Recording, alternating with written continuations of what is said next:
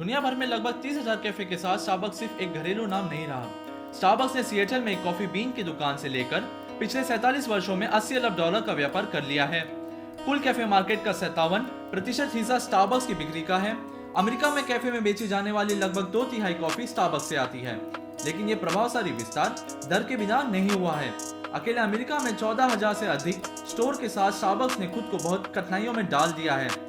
बहुत से स्टोर होने से व्यक्तिगत दुकानों पर कम लेन देन हुआ है। इसकी भरपाई के लिए कंपनी ने अपनी कीमतें भी बढ़ाई हैं, लेकिन ऐसा करना बार बार ग्राहकों को दूर कर सकता है। तो फिर ऐसा कैसे हुआ और इसके बारे में स्टारबक्स को क्या करना चाहिए?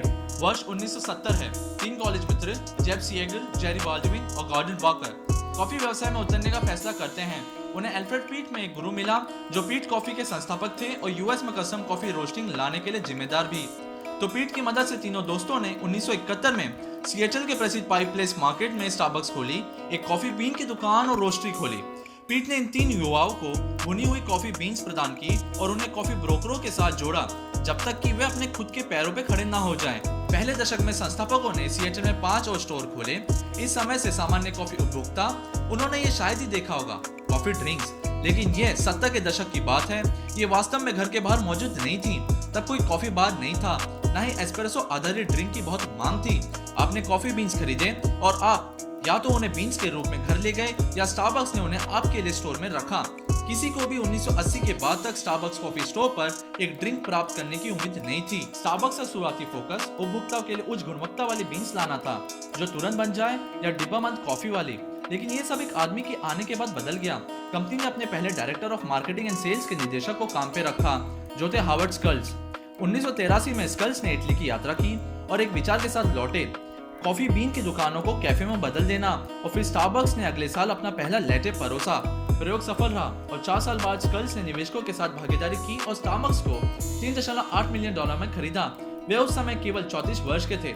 स्कल्स ने आक्रामक विस्तार की रणनीति अपनाई। 1992 में जब कंपनी पब्लिक हो गई, तब तक इसके सिर्फ 165 स्टोर थे। फिर 1996 तक इसने जापान और सिंगापुर में अपने पहले अंतर्राष्ट्रीय कैफे सहित 1000 से अधिक स्टोर खोल लिए।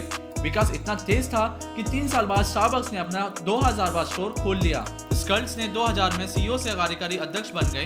उस समय स्टारबक्स ने 1 दर्जन से अधिक देशों में 3500 स्टोर संचालित कर दिए थे। 2000 से 2007 के बीच स्टारबक्स की संख्या 4 गुना हो गई थी, जो थी 3500 से 15000 तक। इस अवधि के दौरान कंपनी ने हर साल औसतन 1500 स्टोर खोले, जिसमें अकेले 2007 में 2500 शामिल थे और बिक्री $2 बिलियन से $9.4 बिलियन तक बढ़ गई थी। लेकिन फिर स्टारबक्स ने एक झटका का सामना किया, 2007 की वित्तीय दुर्घटना। उस वर्ष इसकी तेजी वाली वृद्धि रुक गई और इसके शेयर की कीमत 50% तक गिर गई। इसलिए स्टारबक्स हावर्ड स्कल्स को वापस ले आए। अकेले इस खबर के कारण स्टारबक्स के स्टॉक में 9% की वृद्धि हुई और स्कल्स ने विकास को रोक दिया और ग्राहक अनुभव पर ध्यान केंद्रित किया। उन्होंने 2008 में 600 से अधिक कैफे और 2009 में और 300 बंद कर दिए। इसके साथ साथ 6700 से अधिक बरिस्ता को निकाल दिया। अपनी वापसी के 1 महीने बाद स्कल्स ने स्टारबक्स को अपनी सभी अमेरिकी स्टोर को 1 दोपहर के लिए बंद करने का आदेश दिया, ताकि वे 1,35,000 से अधिक बरिस्तास को बता सके कि एक बेहतरीन एस्प्रेसो कैसे बना सकते हैं। स्कल्स का लक्ष्य ग्राहकों को ये याद दिलाना था कि वे स्टोर के बारे में क्या प्यार करते थे। एक कॉफी प्राप्त करने वाली जगह ही नहीं, बल्कि एक अच्छा अनुभव वाली जगह होनी चाहिए। उन्होंने सैंडविच बंद कर दिए और इन हाउस ग्राइंडिंग ला के ताजा कॉफी की सुगंध को वापस लेके आए। स्कल्स ने ऑटोमेटिक एस्प्रेसो मशीनों को हटाना भी अनिवार्य कर दिया था। भले ही इनसे सेवा तेज हुई हो, परंतु इनसे कॉफी बनाने का जो रोमांच और रंगमंच था, बरिस्ता द्वारा वो हट जाता था। फिर स्कल्स के बदलाव ने काम किया। 2009 में कंपनी का स्टॉक 143% से अधिक बन गया और सेम स्टोर की बिक्री भी। स्टारबक्स ने तब से सेम स्टोर की बिक्री को पॉजिटिव दिखाया है। स्कल्स के कैफे के मेकोआ के दौरान स्टारबक्स ने मुश्किल से कोई नया स्टोर खोला होगा, लेकिन 2012 में गति फिर से बढ़ी और 2017 तक स्टारबक्स ने लगभग 3000 से अधिक स्टोर खोल लिए, जिसने दुनिया भर में कुल 28,000 कैफे बना दिए। हालांकि यह हमें पहली समस्या में ले आता है, ओवर सैचुरेशन। विशेष रूप से शहरी स्थानों में बिक्री पतली हुई है, क्योंकि स्टारबक्स के बहुत सारे स्टोर हैं। इसलिए ग्राहकों को सिर्फ एक के प्रति वफादार होने की जरूरत नहीं है। भले ही स्टारबक्स की कुल बिक्री बढ़ रही है, लेकिन इसमें सेम स्टोर की बिक्री नहीं दिखेगी। इसलिए इन समस्याओं से निपटने के लिए स्टारबक्स एक बार फिर से बदल रहा है। कंपनी ने 2019 में 150 स्टोर बंद करने की घोषणा की। कंपनी अभी भी स्टोर खोलेगी, लेकिन भविष्य की वृद्धि अधिक केंद्रित होगी। अब कंपनी का सबसे बड़ा उपक्रम एक अपस्केल स्टोर की नई लाइन है जिसका नाम स्टारबक्स रिजर्व रोस्टरी है।